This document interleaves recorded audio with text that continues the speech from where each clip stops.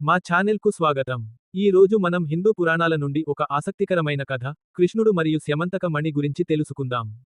రహస్యం, నమ్మకం, దైవిక జ్ఞానంతో నిండిన కథ ఇది.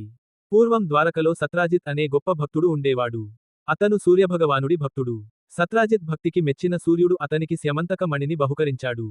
ఈ మణి ప్రతిరోజూ బంగారం ఇచ్చి, సంపదను తెచ్చేది. కాని ఈ మణి దుర్వినియోగం అయితే ఆపదలు తెచ్చేదని కూడా అంటారు. సత్రాజిత్ సంపన్నుడయ్యాడు. కాని మణి గురించి పుకార్లు వ్యాపించాయి. ఒక రోజు సత్రాజిత్ సోదరుడు ప్రసేనుడు మణిని తీసుకొని అడవిలో వేటకు వెళ్లాడు. అక్కడ ఒక సింహం అతన్ని చంపి, మణిని తీసుకుంది. ఆ సింహాన్ని చంపిన జంబవంతుడు, రాముడి భక్తుడైన ఎలుగుబంటి, మణిని తన గుహకు తీసుకెళ్లాడు. ద్వారకలో ప్రసేనుడు, మణి లేకపోవడంతో, ప్రజలు కృష్ణుడు మణిని దొంగిలించాడని అనుమానించారు.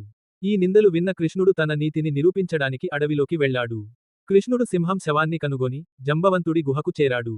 అక్కడ జంబవంతుడు మణిని కాపాడుతున్నాడు. కృష్ణుడు, జంబవంతుడు రోజుల తరబడి యుద్ధం చేశారు. చివరకు జంబవంతుడు కృష్ణుడిలో రాముడి దైవికతను గుర్తించాడు. జంబవంతుడు మణిని, తన కుమార్తె జంబవతిని కృష్ణుడికి ఇచ్చాడు. కృష్ణుడు ద్వారకకు తిరిగి వచ్చి మణిని సత్రాజిత్కు అప్పగించాడు. కృష్ణుడి నీతికి మెచ్చిన సత్రాజిత్ తన కుమార్తె సత్యభామను కృష్ణుడికి ఇచ్చాడు. ద్వారక ప్రజలు కృష్ణుడి నీతిని ప్రజలు పండుగగా జరుపుకున్నారు. ఇలా కృష్ణుడి సత్యం, ధైర్యం స్యమంతక మణి కంటే ప్రకాశవంతంగా మెరిశాయి. ఈ కథ మనకు నీతి, జ్ఞానం యొక్క విలువను నేర్పుతుంది.